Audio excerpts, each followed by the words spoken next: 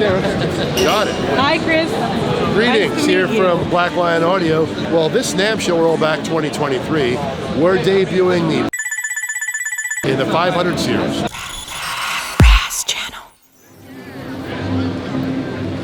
じゃじゃーん、NAMM2023 やってきました。ラズチャンネルのサラです。今年もパスを取得して早速今からNAMM見ていきたいと思います。今年はですね5本仕立てになりまして、最初の3つの動画はですね私が今注目したい3社を取り上げてそれぞれ密着取材を行っていきたいと思います。まず第1社目はですねブラックライオンです。機材の改造などを中心に行ってきた会社なんですね。で彼らがすでに発売している大人気商品の500シリーズが出たらしいので、その新商品に密着していきたいと思います。そして動画第2弾はですねアンテロープオーディオです。ガヤガヤガヤガヤ聞こえます。ガヤガヤガヤ。ちょっと待ってください。わかりますよ。言いたいことはわかります。でもね、アンテロープオーディオ今年超意外な新商品出してるんですよ。なのでちょっと世間を騒がしているアンテロープオーディオですけど、その辺も踏まえてね密着取材していきたいと思っております。でアンテロープオーディオの取材はですね、なんと世界一有名な女性エンジニアのシルビア・マッシーさん独占取材私してまいりますので、ぜひそちらもお楽しみください。シルビア・マッシー知らない人ちゃんとググって調べてください。もうすごいメンツが出てきますから、これまでレコーディングした人たちもう90年代の有名人かなりレコーディングしてきた人ですので、レッチリとかねプリンスとか。そして第3社はですね去年の私のNAMM動画でも取り上げたんですけど、私がオーストラリアンオーディオって言って怒られたオーストリアンオーディオに密着取材してまいりたいと思います。今年はですねオーストリアンオーディオがどんな会社なのか具体的に伺っていきたいと思っております。そして第4弾の動画でNAMM全体的な報告を始めたいと思いますが、第4弾はプロオーディオ、そして第5弾は去年と同様楽器セクションなどを中心に報告してまいりたいと思います。そしてまだあります。今年のNAMMはですね私がチャンネルで呼びかけたNAMM研修旅行が5名集まりましたので、彼らと回って報告してまいりたいと思います。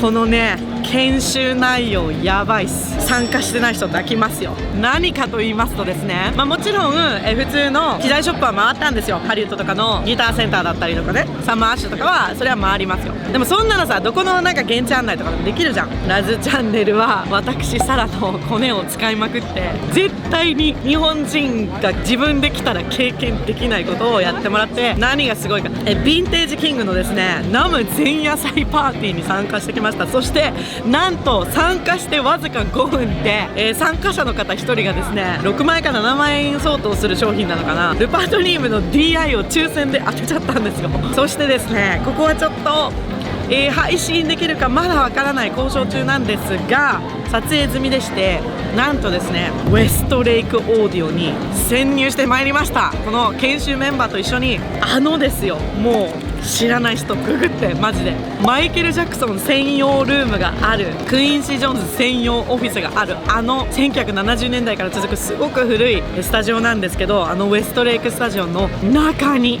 入ってきました。この経験はやばかったですよ。もうねマジで今年来ないって決めた人後悔するから来年はウェストレイク厳しいと思う。どうかわかんない。もしかしたら私の交渉次第ではまた新たな研修参加メンバー連れていけるかもしれませんが、みんなで見てきましたよ。マイケル・ジャクソンが数々のヒットを生み出したレコーディングルーム、コントロールルーム全部見てきましたし、クイーンシー・ジョーンズのオフィスも見てきましたし、スリラーをレコーディングしたピアノもそこに置かれておりました。その有名人がねレコーディングしたっていうところが別に面白いわけではなくて、もちろんそれもファーってなるんだけど、とにかくこうスタジオの設計がすごいんですよ。ミラジさんの回じゃないんですけど、もう壁一面一面天井も床も全てが緻密に計算されて作られているデザインだったので、すっごい勉強になりました。研修参加者の人たちね、もうウェストレイクの見学終わって出て車乗ったらもうみんなシーンってなってました。もうそのぐらい感化されてすごかったです。でですね、まだあるんですよ。この4本目と5本目のプロオーディオと楽器セクションの報告動画はですね、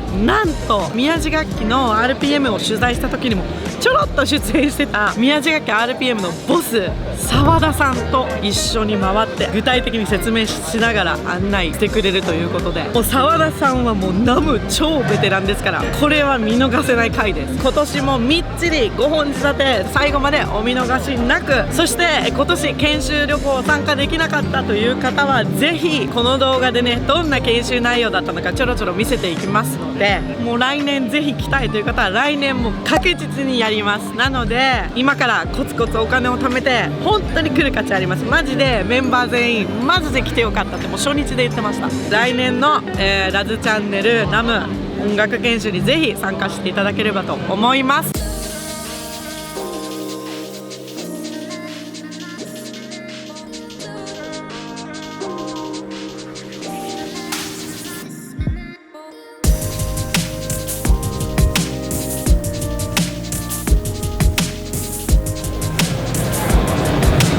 ということでブラックライオンのブースに行ってみましょう。なんか今年ね、超人気商品の500シリーズが出てるらしいんですよ。あ、500だからこれじゃない？あれ？そうだ。あったブラックライオン新商品出たばっかです。この超人気商品ブルーイはご存知の方も多いと思いますけど、なんとこれの500シリーズ登場です。お手軽に買える商品になりました。So this is Preston. Hello. From Lion Audio. We'll be asking a bunch of questions about the new Bluey 500 to Preston, as well as the patch bay. We're going to talk about it. Okay, that's awesome. Let's get started. All right. The viewers are Japanese. They barely have the information of who is Black Lion. Could you explain what kind of company you guys are? Absolutely, yeah. So Black Lion started out as a modification company. So we would take interfaces and modify them, sort of like a car where, you soup up a car, you buy it from the dealer, and then, you want a better engine, better seats, better interior. What we did was take stock interfaces and open them up and make them much better. We didn't do a lot of marketing in the beginning. It was all word of mouth. People would get these modifications from us and they loved them, and they would tell people about them, and the business sort of exploded based off of that modification service that we did. That was back in 2006, the company began, and since then what we've done is take our approach to modifications and start building our product line from the ground up, because with modifications you can only do so much to an already existing product, but when you build it from the ground up you can do everything that you want to see done in that device. There are a few companies who are doing modification, but what is your company color? What's the difference compared to other companies? I would say we're definitely one of the original innovators of it. We kind of sort of started the whole mod trend, and it's basically based on... You mean you guys created the trend?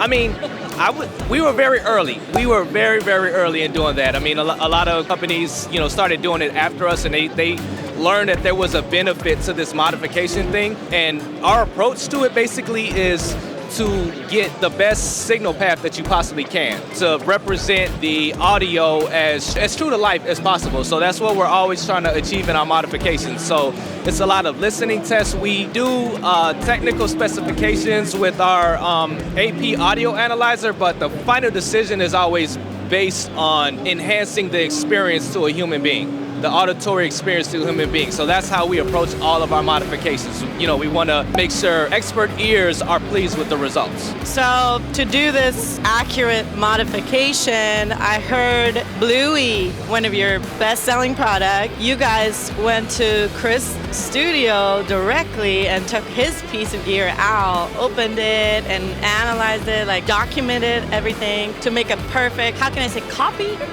The perfect copy, right? So can you explain all the process of the creation? So the Bluey was an interesting project because basically Chris has a particular Rev A1176 blue stripe that he uses on all his lead vocals. It sounds better on lead vocals than the remaining 3 that he has. I mean, it's a very old device. He wanted more of that. So what ended up happening with his particular unit, it's an old vintage unit. So over the years, it would break down and it would need to get repaired over and over again.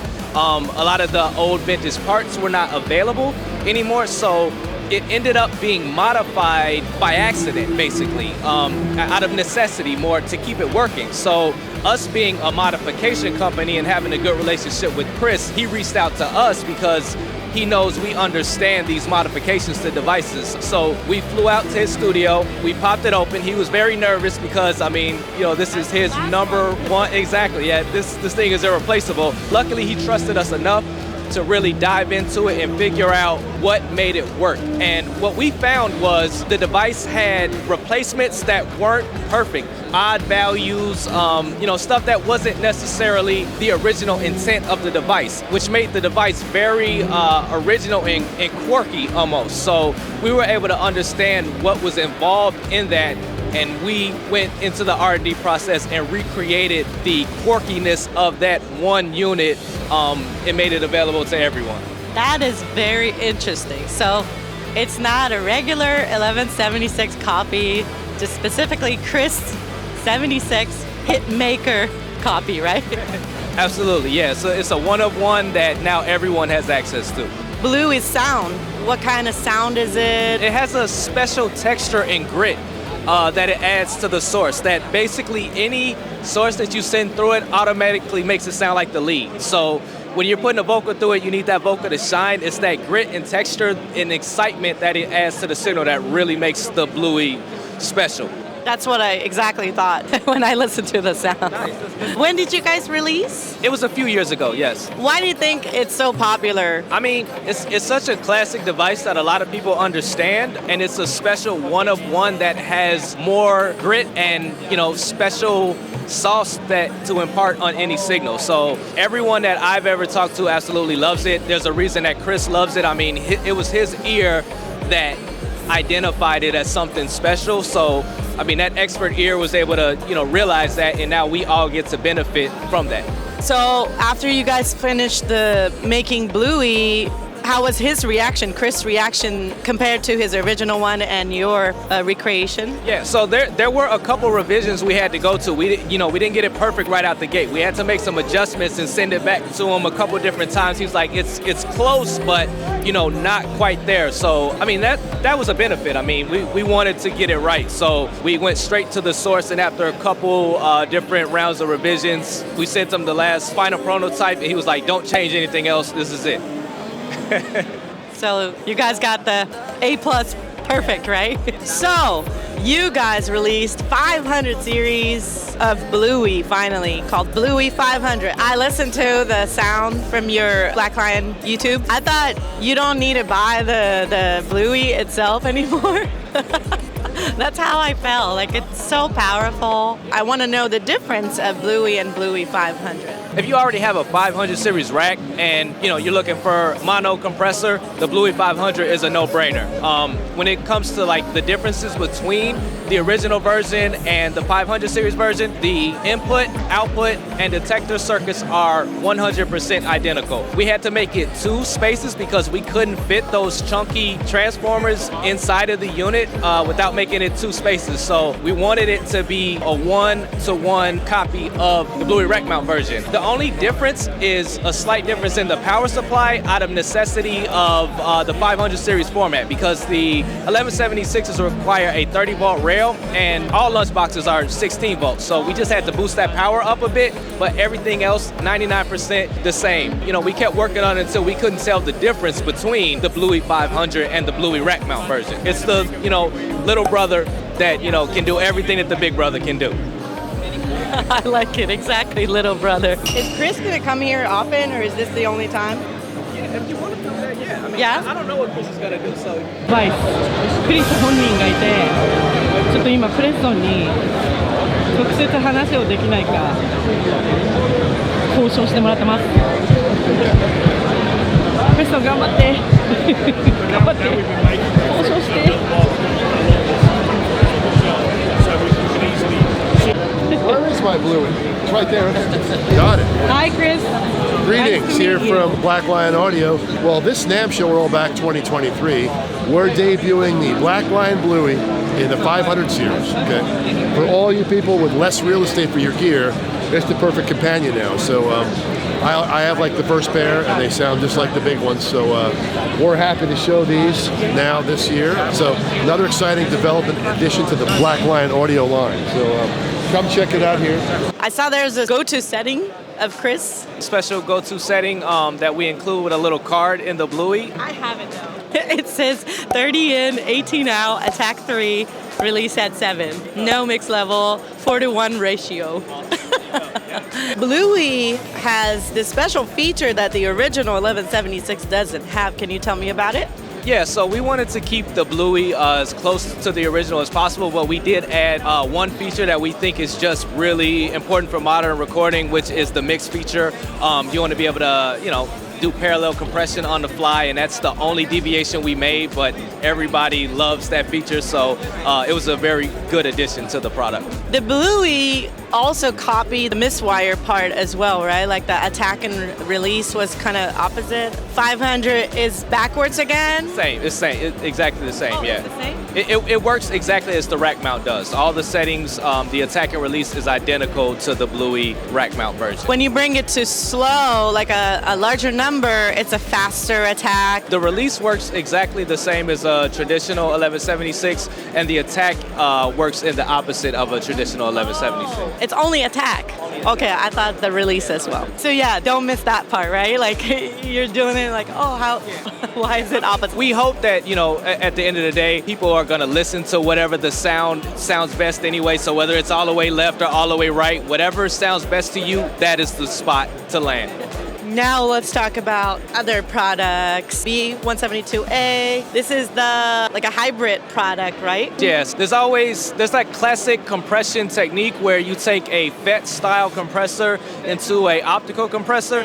And there's always the argument of which one do you do first? Do you do the FET style, faster compression type, or the LA2A slower, kind of gentler compression type? It's like 50-50 split between engineers which they like to use first. So we put both of them in the same box and put a AV switch on it, so you can instantly audition which one sounds better, the FET style first or the optical style first. So this AV means 76 to 2A versus 2A to 76 switches, right? Correct. Is this the Black Lion original product, or this is also like collaboration with Chris? B17-2A is our original 17 compressor. It's a little different than the Bluey. It's a little cleaner because it doesn't have a input transformer. It's Black Lion's 76 style compressor paired with a 2A optical style compressor. I see.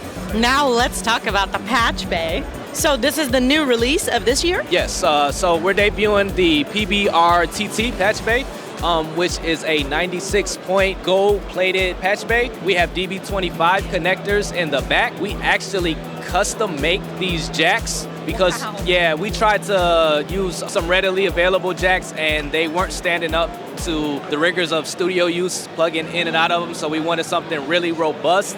And we also wanted to look good. I mean, patch bays sometimes aren't the most exciting purchase, so we wanted to, kind of liven it up a bit, give it a very cool aesthetic, along with performance and quality. Yeah, that's what I thought too. It looks cool, first of all. Thank you. So what's the difference of other patch bay? If you look at the patch bay market, you're gonna find the very economically priced units, and then you have really expensive units. So our number one goal was to land in the middle price-wise, merge affordability with robust, rugged construction. One feature that a lot of patch bays get complaints about are the DB25s in the back. After you plug DB25 cables in and out a bunch of times, the nuts on the inside of the unit actually end up getting loose and they fall in, and you have to take the top off to put it back in. So what we did was we didn't use nuts inside of the unit. We put a steel plate in the back that it secures to a steel plate that can't fall inside. So that's just one minor little annoyance in the patch bay world that we wanted to solve that problem in the PBR TT. I love that detail, you guys care so much details too. Thank you. Yeah, we really appreciate it. Everything that we come out with, we're musicians at heart. We want it to be stuff that we want to use that solves problems for us, so we approach it with that mindset. Where do you guys get the inspiration for the new product? Like, okay, let's modify this one. Yeah, I mean, it's a lot of brainstorming sessions. We just come around the table and throw out some ideas stick, some don't. As far as new modifications that we do, It's mainly customer requests, like somebody will have a device that like, hey, this just came out, can you modify it? We're like, we haven't seen one yet, do you want to send yours in? If they're willing to do it, we'll take a peek at it and modify it. It has to be a significant difference. We've gotten units that after modification, it wasn't a big enough improvement in our opinion to offer the mod, so we don't mod every device that comes in. We've denied mods before, so it always has to be a significant difference. So do you guys take the modifying order from anybody? Yeah, anybody who's willing to submit a device they want us to take a look at, we'll give our honest opinion of it, and if it yields a significant improvement, we'll offer it as a modification on our website. Do you guys do it internationally? Japanese people can send you the product and you guys can do the modification? Absolutely, yes. Oh my goodness, yes. I didn't know that. Yes. Hey guys, I'm Preston Whiting with Black Lion Audio. We're very happy to be here on Rad's channel, and we just want to say to the Japanese market that we're very eager to expand our presence in Japan and bring you guys superior audio products that really help your audio needs.